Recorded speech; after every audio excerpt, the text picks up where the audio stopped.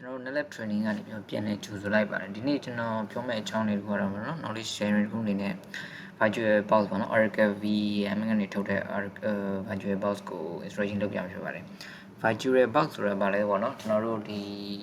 ကွန်ပျူတာနည်းပညာသမားတွေကွန်ပျူတာသမားတွေဖြစ်ဖြစ်ကိုယ့်ရဲ့ Windows phone မှာတခြား OS ကိုစမ်းကျင်တာဖြစ်ဖြစ်ဟိုပေါ့နော်ဒီအသက်မတင်မဲနဲ့တခြား Windows OS ကိုပဲစမ်းကြည့်လို့ရှိရင်ဒီ VirtualBox ကိုသုံးပြီးတော့စမ်းကြပါပေါ့နော်အဲကြောင့်ကျွန်တော်တို့ VirtualBox တင်မှုတင်နည်းလေးကိုစပြီးကျွန်တော်လည်းတူလင်းလာကြည့်အောင်နော်ပထမဆုံးကျွန်တော်တို့ VirtualBox website ကနေပြီးတော့သူဒီ version သွတ်ထွက်တာပေါ့နော် 6.1 version တွေကတော့သူအမြဲတမ်းထွက်နေရမြဲ update patch တွေဒီ version patch တွေကတော့လေ version တစ်ခုသူကထွက်ပါတယ်နော်ဒီမှာကျွန်တော် download ကိုကြည့်လို့ရှိရင်ဒီ download ကိုတွားလို့ရှိရင် VirtualBox မှာ Windows platform အတွက်လား OS X အတွက်လား Linux distribution အတွက်လား Solaris OS အတွက်လားဆိုတော့သူကဒီ OS ဆိုင်ရာ web တွေတက်တွေ download link ပေးထားပါတော့ကျွန်တော်ကတော့ဒီ Windows OS အတွက် download ထားပါတယ်သူက free ပေးထားတယ်ပေါ့နော်သူကဒီမှာ 6.0 ကနေပြီးတော့ 6.1 ပြောတဲ့ version တွေပေါ့နော်သူအကြောင်းလေးတွေတစ်ချက်ကျွန်တော်ဖတ်ပြပေးပါမယ်တကယ်ကျွန်တော်လည်းသူ့ရဲ့ website မှာလေ့လာပြပါနော်သူက virtualizer virtualizer for x86 hardware ဆိုတာ32-bit hardware ပေါ်မှာ virtualize fully support လုပ်တယ်ပေါ့နော်ပြောရရင်တော့ the server desktop embedded use သုံးလို့ရတယ်ကျွန်တော်တို့ဒီ VirtualBox ကိုပေါ့နော်အဲ့လိုသုံးလို့ရတယ်ပြောရပြီ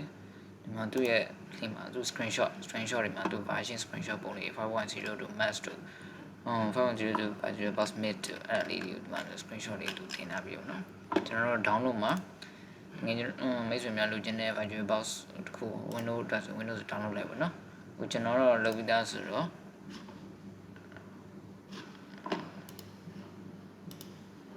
ထုတ်ပြီးသားဆိုတော့ကျွန်တော်ပြပြပါနော်ကျွန်တော် download ဆွဲပြီးသားရှိရခင်ဗျအဲကြောင့်ကျွန်တော် download ဆွဲလာပြီးသားလေးကို installation လုပ်ပြပါမယ်မိတ်ဆွေများလေး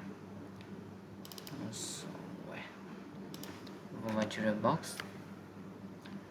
6.9 နောက်ဆုံးတစ် version ပေါ့နော် 6.134 ဒီလည်းလွယ်ပါတယ်ဒီမှာ double click download run administrator နဲ့ run လိုက်တော့ရပါတော့နော် double click နဲ့လည်းရတယ် run as administrator နဲ့ run လိုက်လည်းရပါတယ်ခင်ဗျ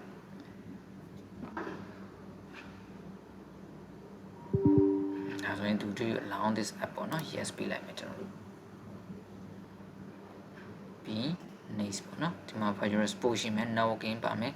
virtual bridge networking ရှိမယ် host networking သူက network adapter တွေပေါ့နော်ဒီ Python 2way support တွေပါတော့တခါလေးပါမယ်နော်သူ application အကုန်လုံးကျွန်တော်တို့က customer မလုပ်ဘဲနဲ့အကုန်လုံးထည့်မယ်ဆိုတော့ next ပဲသွားတော့နော် location ကတော့ချင်းလို့ရတယ် C program အောက်တည်းက file Oracle VirtualBox ဆိုသူရဲ့ထားမယ် location ပေါ့နော် program ထားမယ် location next then shortcut လုပ်မယ် start menu မှာထည့်မယ်ကျွန်တော် shortcut to quick launch bar မှာထည့်မယ် register file installation မှာတုံးမယ်ပေါ့နော် yes okay ကျွန်တော်လက်ခံတယ် next ပေါ့နော် no interface ဒီ no interface ကတော့ no connection temporary disconnect from the no လုံးနေနေမနော်အဲ့ဒီ no interface ကို restart ဖြစ်နိုင်တယ်တဲ့သူက1နေနဲ့သူကပြောကြတော့နော် okay yes လက်ခံမယ်ကျွန်တော်တို့ ready to install ပေါ့နော်စပြီး install လုပ်လိုက်ပါမယ်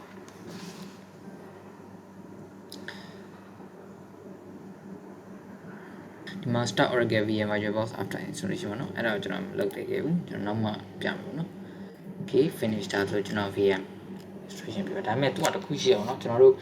path လေးထည့်ပြရမယ်တချို့ VirtualBox တွေကကျွန်တော်တို့ဒီ keyboard တွေ mouse တွေ USB တွေ detectable support လုပ်ဖို့အတွက်သူမှကျွန်တော်ပြောရ VirtualBox VM extension path လေးကျွန်တော်တို့ထည့်ပြရမယ်အဲ့ဒါကြောင့် support for USB 2.0 3.0 device တွေ RDP တွေ disk encryption MV တွေ PC pool တွေ indicator တွေကို support လုပ်ဖို့အတွက် ဒီ extension path လေးကို install လုပ်ပြရမှာเนาะကျွန်တော်တို့ extension path လေးကို download လိုက်မယ်เนาะ okay extension path လေးရပြီအဲကျွန်တော် extension pack လေးကို download ရပြီပြီးရင်ကျွန်တော်အဲ extension pack လေးကို install လုပ်ပေးလိုက်မယ်နော်ဟုတ်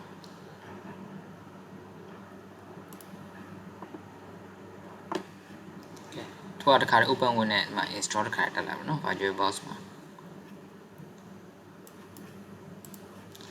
okay install လုပ်ပေးလိုက်မယ်ဒီမှာသူရဲ့ license agreement တွေပါနော် VirtualBox license agreement okay I agree extension pack yes extension pack install successfully ဖြစ်သွားပြီနော် okay ကြောင့်ကျွန်တော်တို့ဒီ VirtualBox တစ်ခုရပြီเนาะဒီ VirtualBox မှာဒီသူကကြတော့ဒီပေါ့နော်ကိုတို့ကျွန်တော်တို့ဒီ Windows 7 man တင်နေတာဖြစ် 8 man စမ်းသုံးခြင်းနဲ့သုံးလို့ရတယ်ဒါမှမဟုတ် Linux သုံးခြင်းနဲ့လို့ရ Linux တင်ကြတယ် Ubuntu တွေတင်လို့ရတယ်ကာနေတင်ပြီးတော့ ကျွန်တော်တို့ Windows ကွန်ပျူတာပေါ်မှာဆန်းပြီးတော့လေ့ကျင့်သုံးလို့ရပါတော့ test လုပ်ရပါတယ် Okay ဒါတော့ဒီလောက်ပါတော့ကျွန်တော် VirtualBox ပေါ်မှာဒီ Ubuntu OS ကိုတင်ဖို့တင်နည်းလေးကိုနောက်ပိုင်းတစ်ခုအနေနဲ့ကျွန်တော်ထပ်ပြီးတော့တင်ပြပါအောင်မယ်ဘလို့နားထောင်ပေးတဲ့အတွက်အားလုံးကျေးဇူးတင်ပါတယ်နောက်ပိုင်းလေးတော့ဆက်လက်ပြီးတော့ဆောင်ရွက်ကြည့်ကြပါဦးကျွန်တော်ရဲ့ page လေးကိုလည်းဒီကျွန်တော် YouTube page လေး like and subscribe လေးလုပ်ပေးကြပါဦးနော်အားလုံးကျေးဇူးတင်ပါတယ်ခင်ဗျ